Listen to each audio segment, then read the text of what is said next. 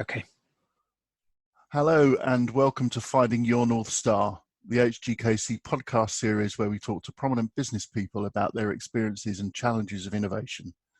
I'm Peter Quintana and I'm delighted to welcome today Rob Sheffield, Managing Consultant with Blue Green Learning and author of How Leaders Learn to Boost Creativity in Teams.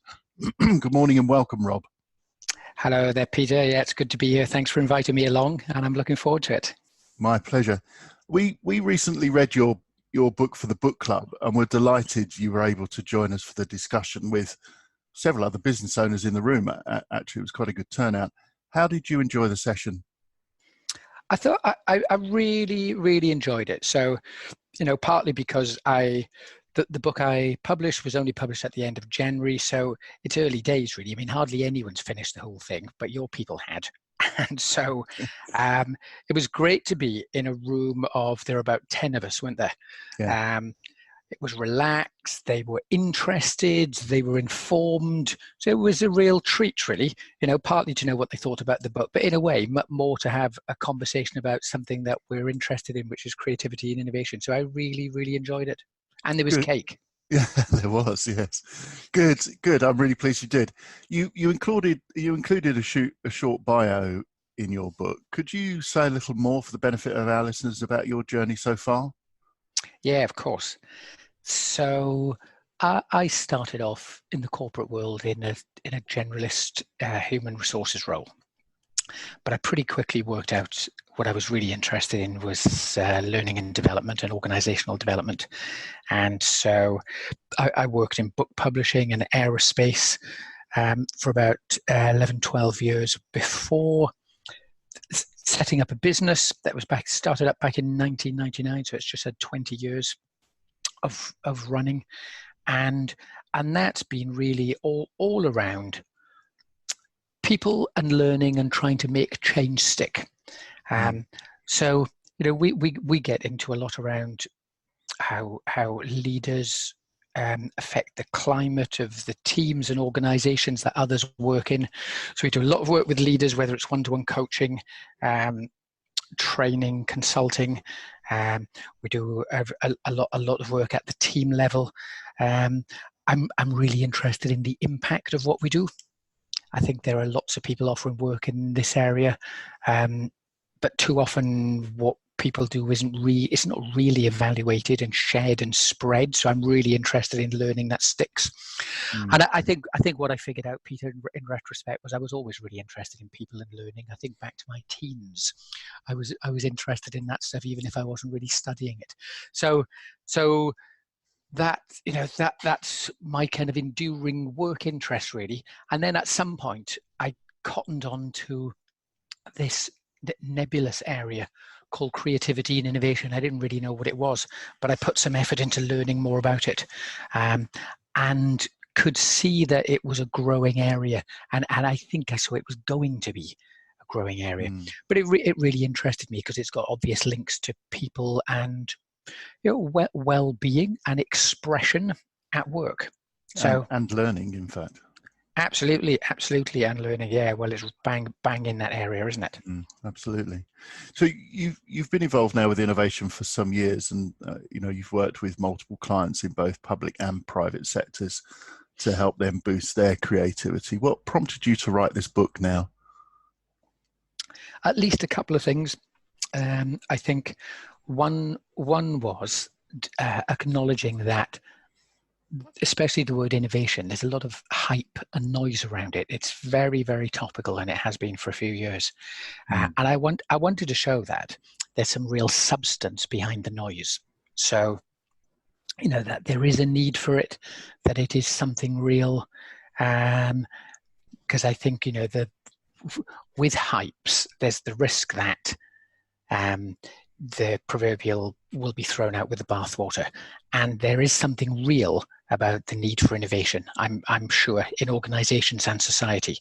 And secondly, that actually we already know a lot about how to help people be more creative and innovative. There's at least 60 years worth of good work, whether teaching, research, consulting, that shows when people set out to get better at these skills, they actually we know how to do it. And there are branches around that area, whether we're into creative problem solving, design thinking, TRIZ or other methodologies, but actually we're not starting from scratch. We already know a lot. And I wanted to kind of pull all of that together into something as succinct as I could, but I also recognize it. I think it's quite wide ranging what I've tried to cover. And quite in depth, I would say as well in areas. It's a really fascinating read, I think. One thing that sprung out of me was your quote from Meg Whitland, the former CEO of HP Enterprise, who said, "We're now living in an idea economy where success is defined by the ability to turn ideas into value faster than your competition." Do you think this is primarily being driven and enabled by developments in technology, or do you think that the world has just got that much more competitive? Yeah, I think technology is part of it, but I honestly think it's much, much more than that. So I think organizations, they're interested in whether they're going to be around in 5 years' time, maybe 2 years' time. And that's partly driven by more competition, whether it's from international, global competition, whether it's from disruptive micro businesses at the margins of their market. I also think our expectations as humans, as consumers, as customers, as patients, as carers of family members, all of that. I think as we develop expectations from other areas of our life, kind of instant service from Amazon, etc., that influences what we expect from other areas of our lives. So I think there's been a kind of a mini sort of revolution in this area in work. So probably 10 years ago, definitely 15 years ago, what we're talking about used to be the work of people in research, development, marketing, probably sales. And it was mainly about new products and services. And it was, those two. It's really different now. I think there's been quite a democratization of the need for these skills across much more of the workforce. So whether it's to do with coming up with better or completely different processes that enable us to produce new products and services, whether it is about more people contributing ideas for new products and services, new markets, new strategies, new business models. Seems to me that much more of the workforce is expected to come up with ideas that improve things, and actually people want to learn these skills. Yeah, we firmly believe that innovation should be for everybody, and it should be about anything. So I completely agree with your point that it has broadened and deepened, and for us, we believe that's a really good thing. So I was really interested in the Professor Ratti case study you refer to in your book, where he set his team the problem of how to heat people in buildings. What struck me was his comment about design iterations, tests and prototypes that can be used to convince clients of the needs for the idea being developed. And it resonated with me because I read an article recently about the unwanted consequences of innovation, specifically client complaints following a change to a product or service that perhaps they didn't know was coming and didn't welcome. It's perhaps a bit cliched now, but allegedly Henry Ford said that if he'd asked the public what they wanted before the first car was introduced, they would have asked for faster horses. How important do you think it is to test ideas with existing clients whilst they're in development? And do you think this is always necessary? Yeah, I think it's a great question. And it's quite subtle, I think, isn't it? So the Professor Ratti case you mentioned, just to give the listeners a little bit of background, he's a professor at MIT in the States. He's also an architect who runs his own practice. And he's been testing out a way of heating people at a kind of personal level in a prototype lab in Turin, in a way where people would use their mobile phones to tell the building how hot they'd like to be as they walk around the building, and the building kind of tracks their position through GPS and heats them through kind of local warming. Interesting. Anyway, people can find out more about it. And he talked about, when I interviewed him, he did talk about doing various iterations of this, because it was actually, of course, it was quite a big contract they were given. So another thing I think is customers won't always agree with each other, and they're, getting a complaint. Maybe it's just part of introducing new things. So the customers won't agree with each other, will they? I mean, if we waited until they agreed with each other, we wouldn't do anything. Very true. Also, people don't like change being imposed on them either. I think that's one of the key things. You're talking about people and learning and change earlier. It's all about how it's done, isn't it? It is about how it's done. And so in a way, that's part of the role of testing, isn't it? To do some kind of co-creation with perhaps a sample of customers, whether it's existing customers, whether we're talking about the new product, service, whatever it is, being for a new market, in which case that might be with, like a kind of representative group of customers from that new market. But there is something about the process of doing it with people it's intended for. I would say this is a real skills gap in a lot of sectors that we work in. Yeah. I think that people often have plenty of passion for their ideas, have no problem coming up with ideas, have no problem linking ideas to strategy, but there's often a challenge in turning interesting, intriguing, but quite raw ideas into testable concepts. And as a broad sweep statement, I would say we don't do it very well. And I think it's interesting, the thing about Henry Ford, if we're producing something maybe that's a bit more radical for the market, it's obviously, it can be trickier to get people to foresee what's coming in a way that might be helpful. So sometimes I think that's a bit trickier. It reminds me of, there's a Swedish company based in Malmo. I think they're called Hovding. It's Hovding. Okay. It's a company that produces safe cycling equipment. And the story goes that it was started up when two master's industrial design students were looking for a topic for their dissertation. So this was about 11 or 12 years ago. And they noted that there was some statutory law in Sweden that had been passed to make cycling helmets mandatory for under 15-year-olds. And it was being talked about being extended for adults. And of course, you can imagine there was a lot of conversation about it. So they interviewed people who were not wearing cycling helmets. So it wasn't the existing customers, but it might be kind of potential customers for something new. So they spoke to these people about why they didn't wear cycling helmets. And people said things like, I don't want to wear something that's polystyrene and ugly. It messes up my hair.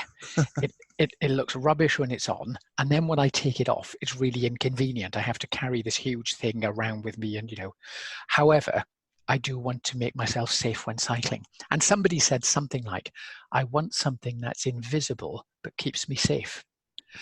And that was, I think, the insight that led to them developing a kind of airbag cycling helmet. So what they, I don't know if you can visualize this, Peter, and listeners, but what they created was a product which is an airbag, but it sits in a pouch on your collar, and on impact it inflates and covers, the kind of covers where it needs to on your head. So that's it. That's extraordinary, actually, isn't it? Yeah. Extraordinary, and also kind of, you think it just makes sense, doesn't it? But for them, it wasn't that they spoke to existing customers based on existing products. They spoke to non-cycling helmet users, but what they did get was an insight. And I think we do need insights, don't we? We need insights about what customers and consumers need, and to do some kind of testing. Yeah, and then the creativity is how you then take that testing and feed that into your ideas, isn't it? And pivot, as they say, or And it's pivot. in lean Yeah. startup. So yeah, And pivot without spending lots of money at the start, without much yeah, risk at the start, but some kind of co-creation. Yeah, and learn fast. yeah, yeah, yeah.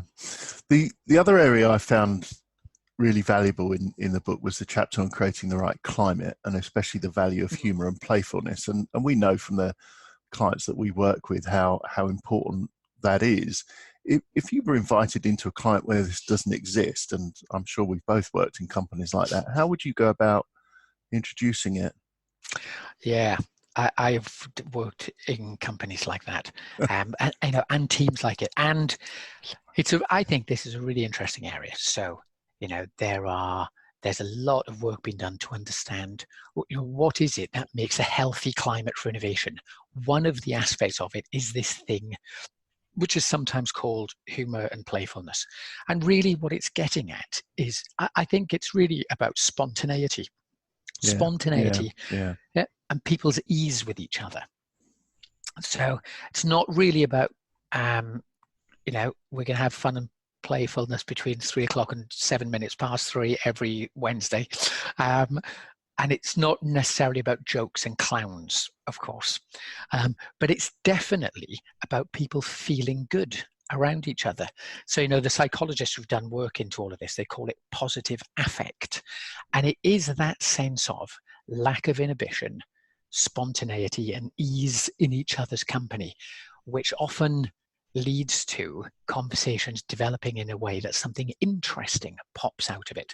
So, you can imagine where a team of people are thinking about ideas for new products, services, or whatever, that this kind of good feeling of being around each other is really, really helpful. But I find clients sometimes underestimate it. They think it sounds light. Um, so sometimes what I've done is I've shared some of the research with senior leaders, the leadership of that team, whoever's appropriate about this area, and I'll talk about their role in creating this mood, because in some ways it is a mood. It's the sort of feeling that people want to have and then come back to having with each other. It's also about interactions, really. I think what I found is that where this is missing, what's happening is, when people get together, it's all about tasks. It's all about short-term task pressures, which tend to drive out the fun and the enjoyment of being together. So we would also try, within the constraints of whatever people are working in, to get some kind of interaction going between people at work, possibly out of work. It's hard to engineer it because, of course, that seems the kind of antithesis of what we're talking about, engineering fun. But I have found people often do a pretty good job of this once they understand a little bit of the context. They first of all, they know it. If it's missing, they know it's missing. But making some time and some space for interaction, and people finding out more about each other, can be starting points to doing more of this. Does that make sense? yeah. Absolutely. I mean, it's all about at the end of the day, it's all about the culture that exists within the business, isn't it? I read a really interesting piece last week, and I can't remember the name of the company off the top of my head, but it was an American firm where I think one day a week at 2:30 they have a disco. Everybody gets up. They've even now installed disco lights, flashing lights, and so forth. And at 2:30, I think it's every Wednesday or whenever it is, everything stops for a half an hour of everybody dancing together. And what was really interesting about it is that those people that didn't like the disco and didn't dance didn't stay in the company for very long. I suppose that's not surprising, really, is it? I love the image of it. Yeah. Yes. Yeah, fascinating. I can't remember the name of the firm now. If I can find the article, I'll ping it over to you because it's good. It's an interesting read. Yeah. Anyway, moving on your Blue Green Learning website, you talk about gaining the confidence to step up innovation, and in your book, you suggest that some organisations remove effectively groundbreaking ideas by imposing overly tough evaluation criteria at development stage gates. How significant do you think having the confidence to try new things is? Yeah, for sure. I think confidence is important, and my experience is people feel more confident when they know they've got support, Yeah, um, and, yeah, and yeah, especially absolutely. senior support. So I think there's something about, people understanding the need for coming up with ideas. That might sound really obvious, but often it's not articulated. We have a kind of organizational strategy, but what's our innovation strategy? So I think teams need to understand, what their contribution is towards innovation overall. So they need to understand the need. They need some permission. People will often say they don't kind of know the boundaries within which they can test out new ideas. They don't struggle to come up with ideas, but they often don't know how far they can go in applying them and testing them. And then there's something about acceptance of failure, stroke learning, stroke pivoting, and having another go. So I think there's something about, it doesn't all come down to leadership, but there's something about leaders giving people some space, and by implication the confidence to test out ideas in a way where they're going to learn lots, minimize the risk by doing so. Because if organizations don't do those things, I think what they tend to do is they end up with lots of incremental change, very very very low risk, very low cost, but they tend to be ideas that make current ways improved rather than bringing in new and different ways. Yeah, And it can, Horizon One innovation, effectively. So it's all very yeah, safe, and it's about allowing people to fail, isn't it? And not having that sort of blame culture that makes people scared of failure. yeah. And I've seen it. I can see right now in my mind's eye the MD of a healthcare business a few years back who came and talked to a group who were responsible for county-wide policies for children and young people services, and this group was on a training program. But the MD of the organization came and talked to them about why this was important and that they had her full support. And she reappeared a couple of times over the course of this program, and she really gave them, in a way that most people don't, very clear guidelines. And she gave them a reason, and she gave them very clear guidelines, and she gave them safety. They knew that she was going to support them, and actually it made a massive difference. It does. I think you just can't underestimate the importance of leadership, and a lot of your book is focused on the leader, isn't it? And I think that's a really valuable component of it. But just returning to your book, how would you like people to use it, do you think? Well, I think one thing that they could use it for is to gain some confidence themselves, and also for them to start making the argument that innovation, it's not chaos, it's a discipline, and it's a learnable one. Of course, there's an inevitable dose of uncertainty and ambiguity that goes with innovation, because if we knew what was going to pop out the other end, then it probably wouldn't be innovation. But I think but sometimes people think, we're starting from scratch in this area, and we're not. We're using 6 decades plus worth of learning. So to me it's a discipline. So learn about it, make the argument about it, join communities, test things out, share your stories. In a way, I want it to give people confidence that there's a great big foundation of knowledge and practice that is already around that people can tap into. So they're not on their own. I think it definitely gets that idea across, Rob. Definitely Yeah, does. good. So what's next for you then? Creativity and innovation are pretty big subjects, aren't there? Is there another book, perhaps? Yeah, I think there is. So early days, but I am in the early stages of doing some research to write a book about a community in which I grew up. So this was a very Welsh Irish community in in Swansea. And one of the things that was interesting about it is that it was an extremely cohesive community in a way that most places I've lived since were not. So, so I think I'm interested in the area of community as a topic in itself. And it's early stages, Peter, but I think there's something about that place and at the time, which was sort of 70s into early 80s, that in retrospect becomes clearer to me as I get a little older than it was when I was living there. So I think I'm going to write a book about it. Excellent. Hindsight is a wonderful thing sometimes, isn't it? Yeah. Well, I look forward to seeing that. You need to let us know when it's published, and perhaps we'll invite you back to book club. Yeah, I will. I would love to. Thank you very much. Well, that seems to be a good place on which to end this conversation. I'm sure we could probably talk all day about this subject, Rob, if we wanted to. But it remains for me to thank you, Rob, for joining us. It's just been a real pleasure to talk to you this morning.